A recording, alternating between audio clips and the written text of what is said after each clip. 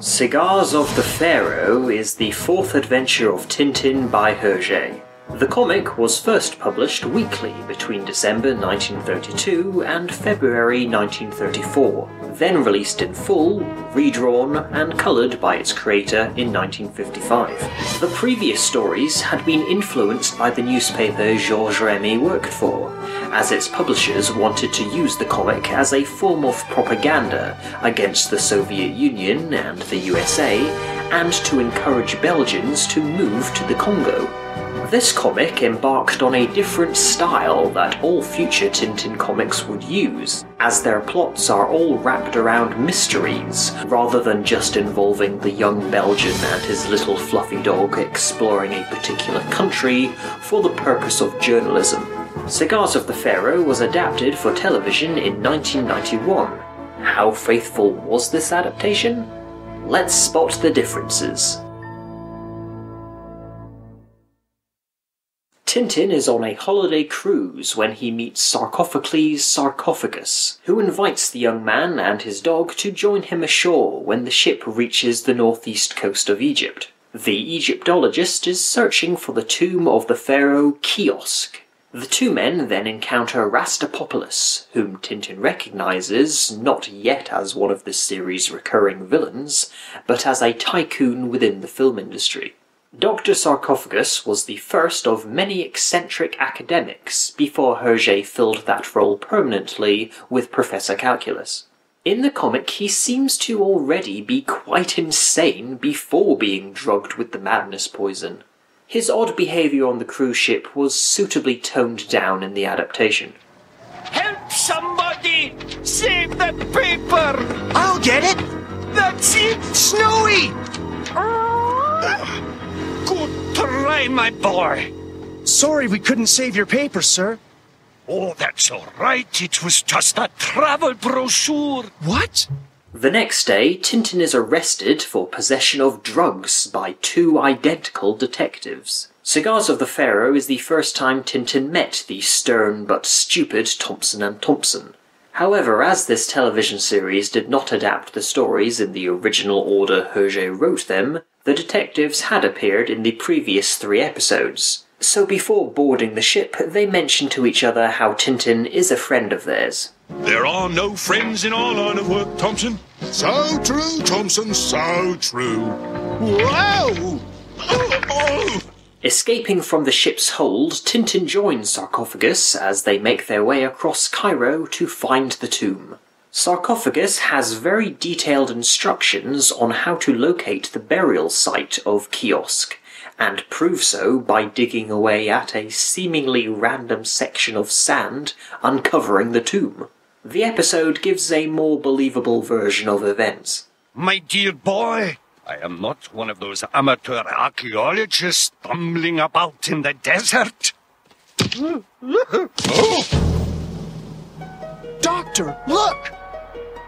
I found it! Distracted by Snowy's discovery of a cigar which features the same emblem as the tomb, Tintin returns to find the doctor has gone. The tomb is much darker than it is in the comic, where it was unrealistically bright despite being underground, hence why Tintin takes a torch to help him explore it. Leave me alone!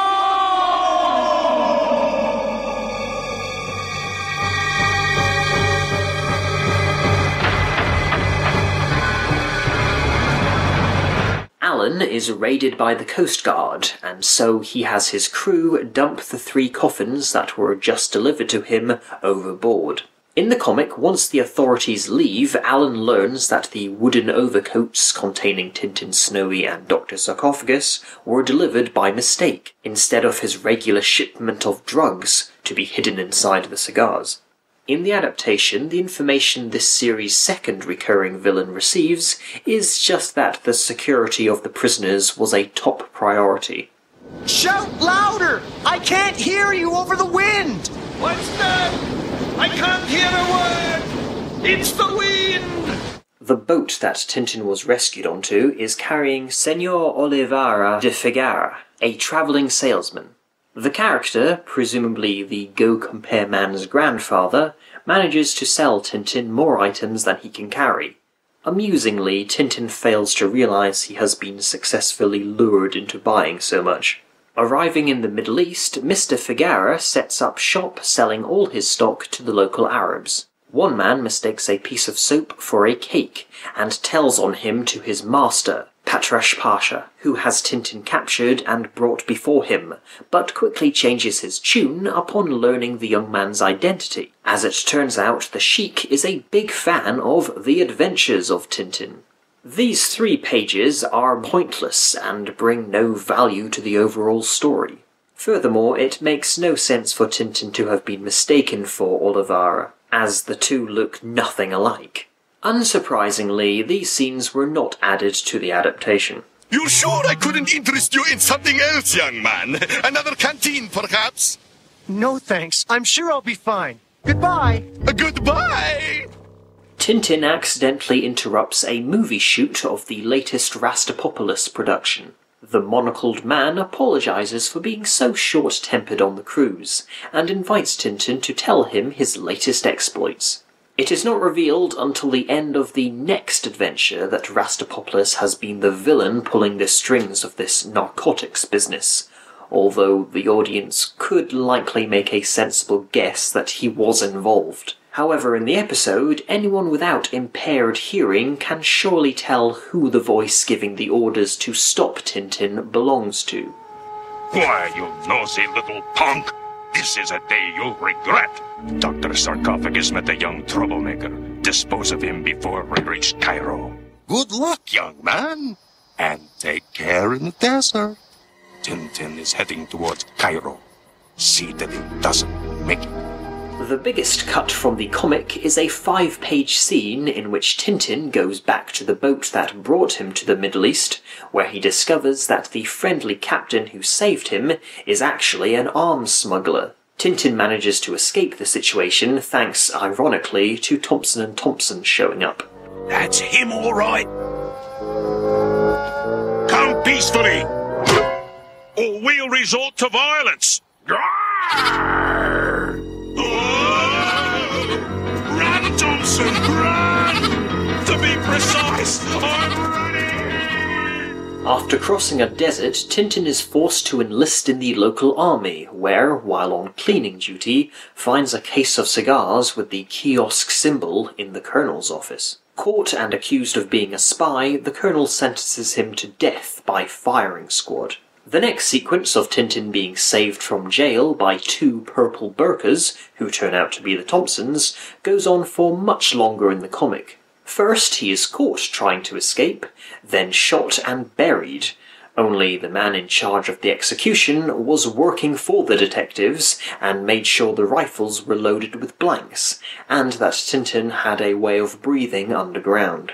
We found a shipment of hollow cigars that they use to smuggle drugs. There's a shipment on its way to India right now.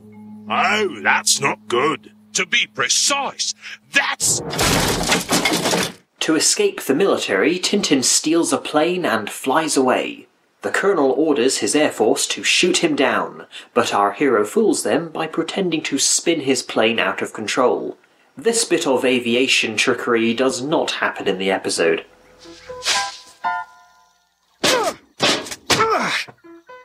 In the comic, between crash landing in India and finding the doctor drugged out of his mind, Tintin cures an elephant of its fever and carves a trumpet out of wood, which he uses to talk to the giant animal.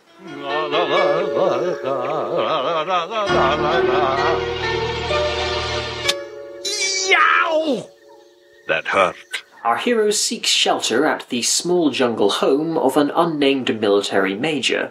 After we are introduced to his 5 guests and the sinister omens surrounding his mounted dagger, the drugged Dr. Sarcophagus runs off, taking the kukri and a bedsheet with him. Tintin is advised not to go after Sarcophagus until the next morning. In the episode, he makes the unwise decision to chase after the madman armed with a dagger into the jungle during the night during a storm. The fakir claims it will point to anyone whose life is in danger. When a fakir hypnotizes Tintin, the young man is saved when Snowy bites his bottom, causing him to knock out the fakir by kneeing him in the face. In the comic, as Snowy also falls into a trance, it is Dr. Sarcophagus who helps our heroes by accidentally firing a gun, shooting a coconut off a tree and onto Mowgli's grandfather's head. Oh, my dagger! I want my dagger! Sorry, Ramses, but pharaohs shouldn't try to kill their friends. Returning to the guest house, Tintin confronts the poet Mr. Zloty, who he overheard the fakir mention would kill Tintin if Sarcophagus failed. Before he can fully confess, he joins the doctor in insanity thanks to a poisoned dart. Zloty does not appear in the episode. Tintin is tricked into committing himself to a psychiatric hospital. He and Snowy escape the asylum by telling a guard it is the chief doctor chasing him who is the inmate. In the comic, Tintin jumps over the wall by very cartoonishly bouncing on a fat man. Eat your cereal and you'll get a cupcake for lunch. I don't like cupcakes. Come back here. In the episode, Tintin meets the local Maharaja after jumping out of a train to once again escape the Thompsons, and lands in the palace gardens. In the comic, Tintin is recaptured by the asylum's guards, but due to a stroke of mad luck, is soon free again, and puts his straitjacket to use by tying up a tiger with it, saving the Maharaja from being the animal's chew toy. At that same time, Snowy is almost sacrificed for biting a sacred cow, but is saved by Thompson and Thompson, who, for the first and only time, actually outsmart someone. Thought you'd given us the slip, did you? Ugh, I've got him! Me too! Goodness gracious! Tintin infiltrates the Brotherhood of Kih-Oskh and, with the help of a thick stick, unmasks them all. Although he works for the drug ring, Alan is not one of the purple-hooded members, as he is shown to be in the episode. Also, his presence here creates a continuity error, as Tintin knows who he is, but wouldn't meet Alan until the crab with the golden claws, which was the first comic to be adapted for this TV series. That music. Last time I heard it, my father went mad. Before that, it was my brother. Does your family fight the opium trade, Maharaja? Yes. How did you know? The fakir and his master flee with the Maharaja's son as a hostage. In the comic, the Thompsons try to join Tintin, but for the first of many times, are left behind on the ground with a bump. The fakir then pretends to surrender to Tintin, but starts to hypnotize him again. He doesn't do this in the original story, but still gets knocked out the same way. Yes, just a little closer. This time I can't miss. No!